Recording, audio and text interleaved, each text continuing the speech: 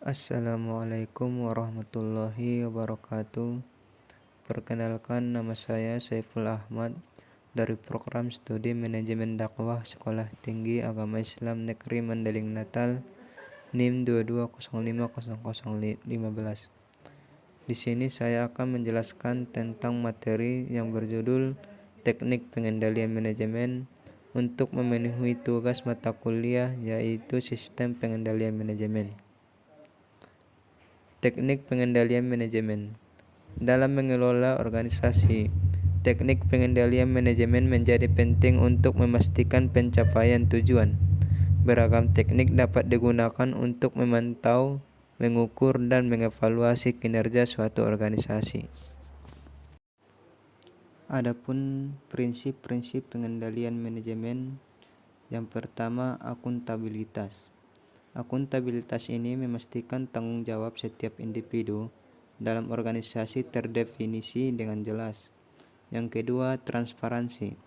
Transparansi ini memastikan seluruh proses dan hasil dapat diakses dan dipahami oleh semua pihak yang terlibat. Yang ketiga, fleksibilitas. Fleksibilitas ini kemampuan untuk beradaptasi terhadap perubahan dan menerapkan perbaikan yang diperlukan. Yang keempat, perbaikan berkelanjutan. Perbaikan berkelanjutan yaitu komitmen untuk terus-menerus meningkatkan efisiensi dan efektivitas organisasi. Dan yang selanjutnya yaitu jenis-jenis pengendalian manajemen. Ada 3 jenis-jenis pengendalian manajemen. Yang pertama, pengendalian keuangan. Yang kedua, pengendalian operasional. Yang ketiga, pengendalian strategis. Pengendalian keuangan yaitu teknik yang berfokus pada pengelolaan keuangan seperti anggaran, audit, dan analisis rasio. Yang kedua, pengendalian operasional. Pengendalian operasional ini yaitu teknik yang berfokus pada efisiensi dan efektivitas proses bisnis seperti manajemen kualitas dan manajemen proyek. Yang ketiga, pengendalian strategis. Pengendalian strategis ini yaitu teknik yang berfokus pada pencapaian tujuan jangka panjang seperti pengukuran kinerja dan manajemen risiko. Selanjutnya yaitu tahapan proses pengendalian manajemen. Ada beberapa tahapan. Yang pertama, penetapan tujuan. Penetapan tujuan ini maksudnya yaitu organisasi menetapkan tujuan yang jelas dan terukur. Yang kedua, pengukuran kinerja. Pengukuran kinerja maksudnya yaitu kinerja organisasi dipantau dan diukur secara berkala. Yang ketiga, analisis dan evaluasi. Analisis dan evaluasi ini maksudnya yaitu hasil pengukuran dianalisis untuk mengidentifikasi penyimpangan atau masalah. Yang keempat yaitu tindakan perbaikan. Tindakan perbaikan yaitu organisasi mengambil tindakan korektif untuk memperbaiki kinerja. Dan selanjutnya yaitu teknik pengendalian manajemen. Yang pertama yaitu anggaran. Anggaran yaitu menetapkan target keuangan dan memantau realisasinya. Yang kedua, analisis varians. Analisis varians ini yaitu mengidentifikasi perbedaan antara rencana dan realisasi. Yang ketiga, balance scorecard. Maksudnya yaitu mengukur kinerja organisasi dari berbagai perspektif. Dan yang terakhir, manajemen risiko.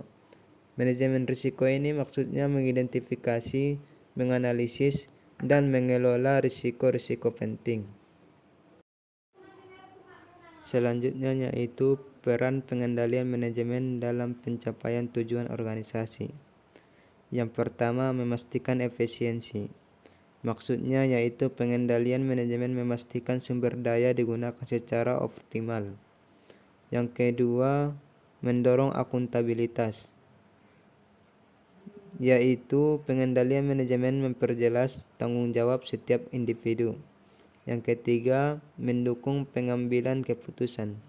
Maksudnya yaitu data dan informasi dari pengendalian manajemen membantu pengambilan keputusan yang lebih baik. Yang keempat yaitu mendorong perbaikan berkelanjutan. Maksudnya yaitu pengendalian manajemen memungkinkan organisasi untuk terus-menerus memperbaiki kinerjanya. Dan selanjutnya yaitu tantangan dan kendala dalam penerapan pengendalian manajemen. Yang pertama, resistensi budaya. Perubahan budaya organisasi yang diperlukan untuk penerapan pengendalian manajemen dapat menimbulkan resistensi. Yang kedua yaitu keterbatasan sumber daya. Organisasi mungkin memiliki keterbatasan anggaran, tenaga kerja, atau keahlian untuk menerapkan pengendalian manajemen yang efektif. Yang ketiga yaitu kompleksitas organisasi. Organisasi yang besar dan kompleks dapat menghadapi kesulitan dalam merancang dan menerapkan sistem pengendalian manajemen yang sesuai. Dan pembahasan yang terakhir yaitu strategi implementasi pengendalian manajemen yang efektif. Yang pertama, keterlibatan manajemen. Maksudnya yaitu dukungan dan komitmen dari manajemen puncak sangat penting. Yang kedua, pengembangan kompetensi. Maksudnya yaitu pelatihan dan pengembangan kompetensi karyawan diperlukan. Yang ketiga, integrasi dengan sistem lain.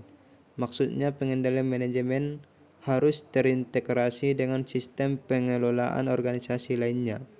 Dan yang terakhir yaitu perbaikan berkelanjutan. Maksudnya yaitu evaluasi dan perbaikan sistem pengendalian manajemen harus dilakukan secara terus-menerus.